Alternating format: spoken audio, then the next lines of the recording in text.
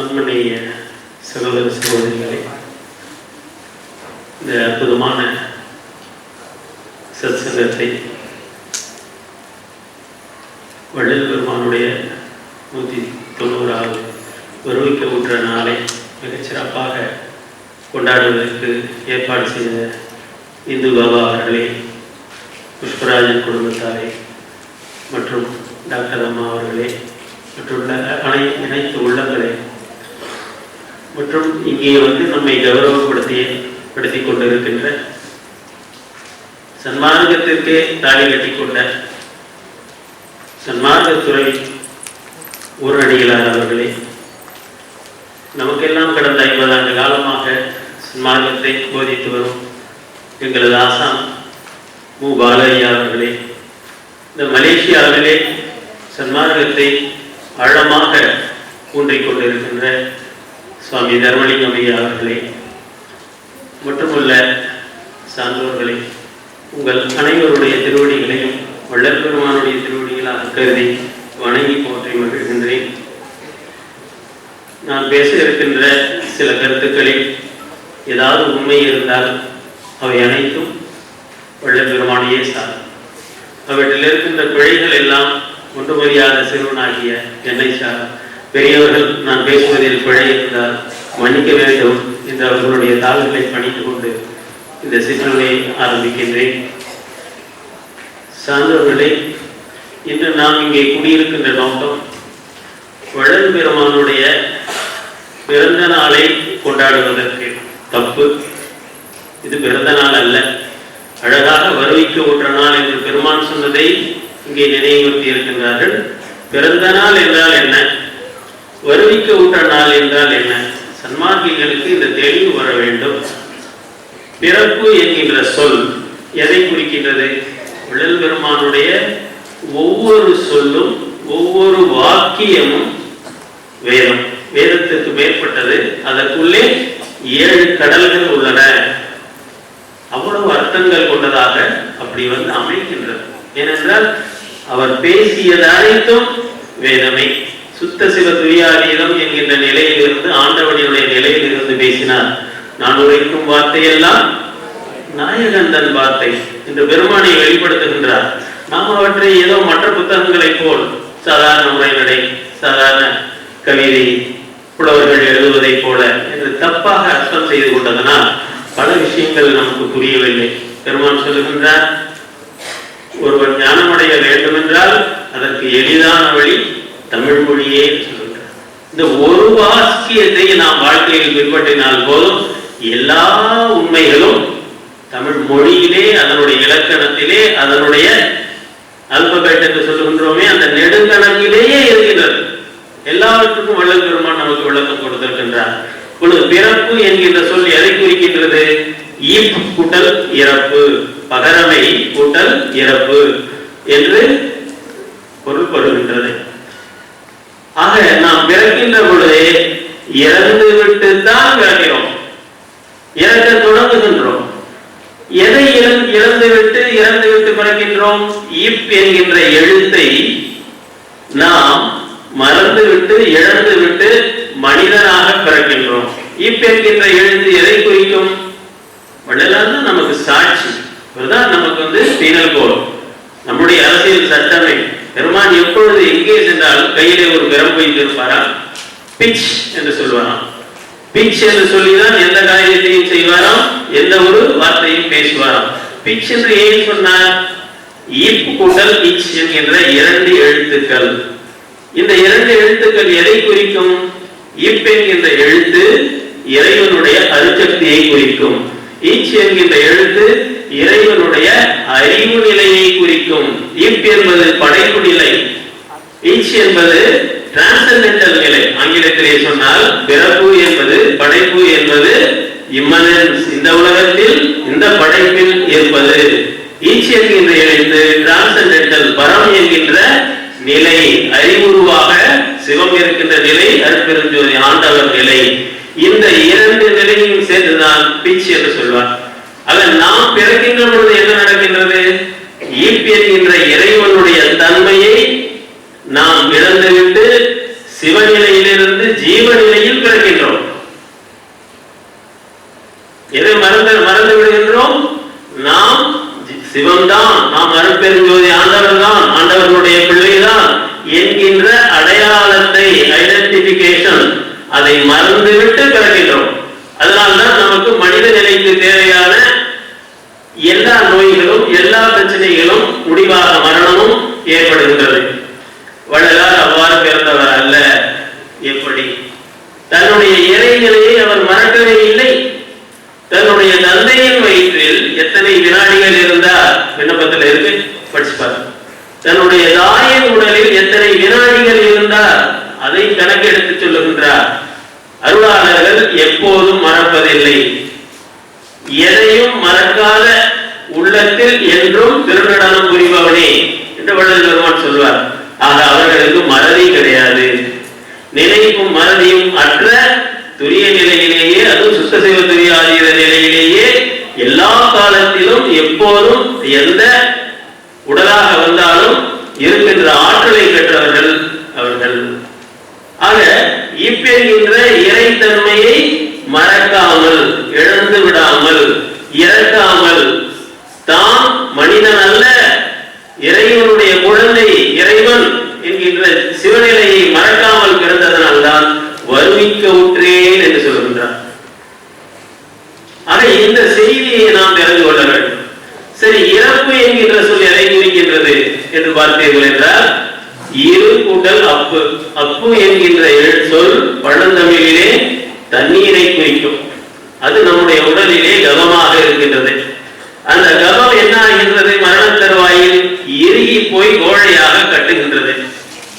கோழை கட்டிவிட்டால் மரணம் நிச்சயம். சாமி சொல்லுவார், விக்கல் இனி வராது கட்டி. அந்த நிலையை கடந்துட்டார். அகவல்ல நமக்கு சொல்ற என்ன சொல்றாரு? ஐயமும் தெரிவும் அறுத்து எனது உடம்பில் ஐயமும் நீக்கிய அருட்பெருஞ்சோதி. உடம்புல ஐயமே நீங்கி போச்சு. இந்த இடத்துல ஒரு கேள்வி வரும். திருவள்ளுவ நாயனார் சொல்லுகின்றாரே, மிகினும் குறையினும் நோய் செய்யும் நூலோர் தொகுத்த வழி முதலாய ஒன்று சொல்றாரு. அந்த கவம் குறைந்தால் நோய் வராதா? இது மனித நிலை. மனித நிலை உடல் வேறு, இது மறுநிலை தேகம். மறுநிலை தேகத்துக்காக திருவள்ளுவ நாயனார் சொன்னார்.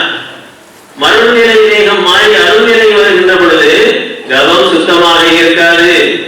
ஜோதி சுரூபம் மட்டும்தான் இருக்கும். அந்த ஜோதியிலே மூன்று நிலைகள், ஜோதி ஜோதி ஜோதி ஜோதியுள் ஜோதியுள் ஜோதியில். மூன்று ஜோதிகள் என்ன? மூன்று விதமான தீ என்ன என்றால் இன்றைய விஞ்ஞானத்துக்கு தெரியாது. இன்றைய விஞ்ஞானத்துக்கு பௌதீக உஷ்ணம், அதிலிருந்து வருகின்ற இந்த ஒளி வெளிச்சம் இவ்வளவுதான் தெரியும். இதுக்கு மேல பிசிக்ஸ், எம்எஸ்சி பிசிக்ஸ் நீங்க எங்க போனாலும் விஞ்ஞானிக்கு தெரியாது. ஆனால் வள்ளல் பெருமான் என்ன சொல்லுகின்றார்? அக்னியிலே பல கோடி வகைகள், குறிப்பாக மூன்று வகைகள் வெளிப்படையாக பேசுகின்றார். உரைநடையை படித்து பாருங்கள். அதில் என்ன சொல்லுகின்றார்? பௌதீக உஷ்ணம், சூக்கும உஷ்ணம், காரண உஷ்ணம் என்று மூன்று வகைகளை சொல்லுகின்றார். பௌதீக உஷ்ணம் என்பது நாம் யோகம் செய்தால் மூலாதாரத்தில் உஷ்ணம் அதிகமாக போய் அசுத்த உஷ்ணமாகி நமக்கு மலச்சிக்கலை உண்டாக்கி, அந்த மலச்சிக்கலை நாம் கவனிக்காமல் விட்டால் மூலமாகவும் பௌத்திரமாகவும் உடலிலே அல்சர் போன்ற நோய்களாகவும் உஷ்ணங்களாக வெளிப்படுகின்றது. அதனால் பெருமான் என்ன சொல்லுகின்றார்? இந்த அசுத்த உஷ்ணத்தை, பௌதீக உஷ்ணத்தை சுத்த உஷ்ணமாக மாற்றிக்கொள். இது எந்த யோகாசிரியும் சொல்லி தரதில்லை. ஏன் அங்க போன அவங்க குண்டலினி யோகம் சொல்லி கொடுத்தாங்க, வாசி யோகம் சொல்லி கொடுத்தாங்க, அந்த யோகம் சொல்லி கொடுத்தாங்க, இந்த யோகம் சொல்லி கொடுத்தாங்க. மூலம் வந்துச்சு, என்ன செய்ய? எல்லா பிரச்சனைகளுக்கும் நிரந்தரமான தீர்வை சொல்லியவர் வள்ளல் பெருமான் ஒருவரை. அப்பொழுது நாங்கள் என்ன சொல்லி தருகின்றோம் என்றால், ஐயா வெறும் யோகம் வேண்டாம், வெறும் யோகம் செஞ்சீங்கன்னா இப்படிதான் வரும். இதற்கு மாற்று என்ன? பக்தி கண்டிப்பா வேணும். அந்த பக்தியம் எப்படி இருக்க வேண்டும்? உங்களுடைய குருவ மத்திக்கு உள்ளே சிற்றவை தியானம் செய்யுங்கள். சிற்றவையிலே அருட்பெரும் ஜோதி இருக்கின்றது என்பதை நீங்கள் தெரிந்து கொண்டு அங்கே வழிபடுங்கள். சாமி ரெண்டு இடத்துல ரெண்டு படிகளா சொல்றார். சாமிக்கு தெரியாத யோகம் கிடையாது. நம்முடைய அடிகளாளர்களை 30 ஆண்டுகளுக்கு முன்பு சேலத்திற்கு அழைத்து திருமூலர் சிந்தனையாளர் மன்றம் என்ற ஒன்றை வைத்து மாதம் ஒரு சத்சங்கம் நடத்திய வந்தான். அப்பொழுது கேட்கின்றேன், திருமூலர் கூட்டாக சொல்லுவார். அதனுடைய சாவி யாருக்கு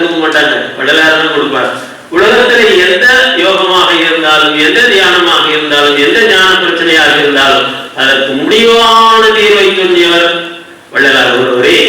வேத ரிஷிகள் மறைத்தது, உபனிஷத் ரிஷிகள் மறைத்தது, ஆகம ரிஷிகள் மறைத்து சொன்னது, சித்தர்கள் வழிபாட்டில் சொன்னது, எல்லா கேள்விகளுக்கும் முடிவான தீர்வை வள்ளல் பெருமான் தான் சொல்லி இருக்கின்றார். 6 அந்தங்களிலே இருக்கின்ற சாரத்தை எல்லாம் எடுத்துக்கொண்டு வேதாந்தம், சித்தாந்தம், போதாந்தம், நாதாந்தம், கலாந்தம், யோகாந்தம் 6 அந்தங்களின் சாரத்தை எடுத்துக்கொண்டு அதற்கு மேல் அருள் நிலைக்கு போகின்றார். ஆக 7 நிலைகள் இங்கே உண்டு, மற்ற மார்க்கங்களிலே அது இல்லை. எந்த இடத்திலே வேதாந்தத்தை கடந்து போகின்றார் சொல்ல முடியும்? எந்த இடத்திலே யோகத்தை கடந்து போகின்றார்? சைவ சித்தாந்தத்தை எங்கே கடந்து போகின்றார்? எல்லாவற்றையும் பெருமான் தெளிவு கூட சொல்லியிருக்கார், சந்தேகமே இல்லை. ஒன்றை நான் சொல்கின்றேன் ஐயா, மன்னிக்கணும். என்னுடைய 45 ஆண்டு கால ஆராய்ச்சியிலே நான் கண்டுபிடித்தது என்ன என்றால், இது மனித அறிவு அல்ல. வள்ளல் பெருமான் நமக்கு சொன்னது மனித அறிவு அல்ல. நானும் கடந்த 50 ஆண்டுகளாக 11 வயது தொடங்கி இப்பொழுது 63 ஆகின்றது, 52 ஆண்டுகளாக ஆராய்ச்சி செய்து பார்த்து விட்டேன். முடிந்த முடிவு என்ன தெரியுமா? சாட்சாத் அந்த கடவுளே மனுஷனாக வந்திருந்தால் ஒழிய இவர் அகவலியிலும் அருட்பாவிலும் சொல்லுகின்ற செய்திகள் நிச்சயமாக ஒரு மனிதனுக்கு தெரியறதுக்கு வாய்ப்பே இல்லை. ஆனால் ஏன் இப்படி நாடகம் ஆடுகின்றார், நான் அவருடைய பிள்ளை என்று ஏன் நாடகம் ஆடுகின்றார் என்றால் நமக்காக, அதுவும் கருணையினார். இது அவதாரம் என்று நீங்கள் சொல்லிவிட்டால், ஓ இதெல்லாம் அவதாரத்துக்கு தான் ஆகும் போல இருக்கு, மனுஷன் நிலையில நமக்கு ஆகாது போல இருக்கு என்று நாம் மன தளர்ச்சி அடையும். அதற்காக இந்த நாடகம் ஆடுகின்றார். சைவ பெருமக்கள் சற்றே சிந்திக்க வேண்டும். நான் என்னுடைய அனுபவத்திலும் ஆராய்ச்சியிலும் கண்டதை சொல்கின்றேன். சாட்சாத் அந்த சிவன் தான் இந்த ராமலிங்கம். தனுஷ்கோடியிலே ராமன் வழங்கிய ராமலிங்கத்துக்கும் இந்த ராமலிங்கத்துக்கும் வேறுபாடை நான் பார்க்க முடியவில்லை. ஏனென்றால் அந்த அறிவு வேறு எங்கும் இல்லை. வேதங்களை படித்து பார்த்தேன், உபனிஷதங்களை படித்து பார்த்தேன், திருமூலனுடைய திருமந்திரத்தை படித்து பார்த்தேன், 12 திருமுறைகளை படித்து பார்த்தேன், உலகத்தில் இருக்கின்ற பைபிள், குரான் எல்லா வேத நூல்களையும் படித்து பார்த்தேன். வள்ளல் பெருமானிடம் இருக்கின்ற ஞானம் வேறு எங்கும் இல்லை. அது மட்டுமல்ல, ஐன்ஸ்டீனுடைய பிசிக்ஸ், டார்வினுடைய எவல்யூஷன், இன்றைக்கு ஸ்டீபன் ஹாக்கிங் சொல்லுகின்ற கருத்து எதுவுமே வள்ளலார் முன்னால் நிற்க முடியவில்லை. எல்லாவற்றையும் பேசுவதற்கு எனக்கு இங்கே நேரம் இல்லை. சூரியன் ஒரு காலத்திலே கருந்துளையாக மாறி போகும் என்று ஸ்டீபன் ஹாக்கிங் என்று சொல்கின்றார். போகாது, தப்பு.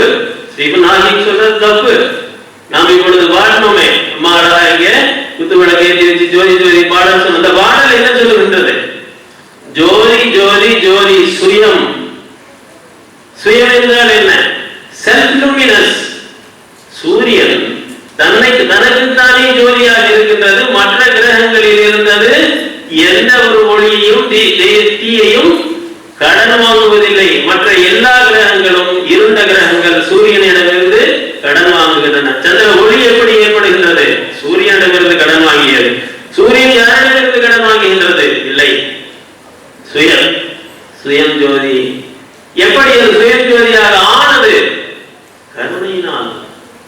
சூரியனுடைய ஒளியே பூமியில் இருக்கின்ற எல்லா தாவரங்களுக்கும் உணவு, தாவரங்கள் விலங்குகளுக்கு உணவு, மனிதர்களுக்கு உணவு, தாவரங்களும் விலங்குகளும். ஆக எப்படி பார்த்தாலும் இந்த பூமியிலே உயிர்கள் வாழ்வதற்கு தேவையான எல்லா ஆற்றல்களையும் வழங்குவது யார்? சூரியன். அந்த கருணையினால் என்ன ஆயிற்று? அது சுயஜோதியாக மாறியது. ஒரு காலத்திலே விஞ்ஞானி ஸ்டீபன் ஹாக்கிங் போன்றவர்கள் சொல்லுகின்றார்கள், ஒவ்வொரு வினாடியும் அந்த சூரியன் தன்னுடைய வெப்பத்தை இழந்து கொண்டே இருக்கின்றது. ஏன்? இதுதான் இயற்கையினுடைய விதி. செகண்ட் லா ஆஃப் தெர்மோடைனமிக்ஸ் என்று சொல்கிறார். வெப்ப கதிர்வீச்சிலே 2வது விதி. என்ன அந்த விதி சொல்லுகின்றது? ஒவ்வொரு பொருளும் தன்னுடைய வெப்பத்தை ஒவ்வொரு வினாடியும் இழந்து கொண்டே இருக்கின்றது. ஒரு சிகரெட் கையில இருக்கு, 2 நிமிஷம் கழிச்சு என்ன ஆகுதுங்க? அது சாம்பல் ஆயிடுது, அந்த வெப்பம் போயிடுது. அந்த வெப்பம் எங்க போச்சு? சுற்றி இருக்கின்ற காற்றலை உறிஞ்சிக் கொள்ளும். அதே போல் மனிதனுடைய உடலில் இருக்கின்ற வெப்பம் ஒவ்வொரு வினாடியும் நாம் இழந்து கொண்டே இருக்கின்றோம். 80 வயதானாலும் 100 வயதானாலும் இந்த இயற்கையின் விதி, செகண்ட் லா ஆஃப் தெர்மோடைனமிக்ஸ் அல்லது லா ஆஃப் என்ட்ரோபி சொல்லுகின்ற இந்த விதியை எதிர்த்து நம்முடைய உடல் போராடி கொண்டிருக்கின்றது. அதற்காகத்தான் நாம் சாப்பிடுகின்ற உணவு, அருந்துகின்ற நீர், சுவாசிக்கின்ற காற்று, எல்லாவற்றிலும் இருக்கின்ற ஆற்றலை பெரும்பாலும் பயன்படுத்துகின்றது. முடிவில் இந்த போராட்டம் எங்கே வந்து நிற்கின்றது? போய் கைசரித்து போய் என்னால் முடியாது என்று உயிர் விட்டு விடுகின்றது, மரணம் சம்பவிக்கின்றது. இதற்கு மாற்று என்ன விஞ்ஞானிகளுக்கு தெரியவில்லை. வள்ளல் சொல்கின்றார் மாற்று உண்டு. என்ன அந்த மாற்று? மரணத்தை எப்படி வெல்வது? இந்த செகண்ட் லா ஆஃப் தெர்மோடைனமிக்ஸ் என்கின்ற விதியை எவ்வாறு வெல்வது? ஒரு சின்ன உதாரணம் சொல்றேங்கய்யா. ஒரு நாளைக்கு நீங்க அரசாங்கத்துக்கு வரி கட்டணும். பல்வேறு முறைகள் மூலம் ஒரு 100 ரூபாய் வரி கட்டணும். 100 ரூபாய் வரி கட்டலன்னா ஜப்தி பண்ணிடுவாங்க, உங்களுடைய சொத்துக்களை கொண்டு போயிடுவாங்க. அப்படி யமதர்மராஜா உயிரை கொண்டு போறான். 100 ரூபாய் வரி கட்ட வேண்டும் என்றால் செலவு என்றால் நீங்கள் 1000 10,000 சம்பாதித்தால் 100 ரூபாய் ஒரு பெரிய பிரச்சனை ஆகாது இல்லைங்களா? ஆக சூக்கும உஷ்ணம் என்பது உங்களுக்கு 1000 ரூபாய், காரண உஷ்ணம் என்பது 10,000 ரூபாய். ஆக சூக்கும உஷ்ணத்தை உற்பத்தி செய்து கொள்ளுங்கள், அது பேர் சுத்த உஷ்ணம். அந்த சுத்த உஷ்ணத்தை எவ்வாறு உற்பத்தி செய்து கொள்வது? ஜீவகாருண்யத்தால், பக்தியால், தவத்தால், தியானத்தால்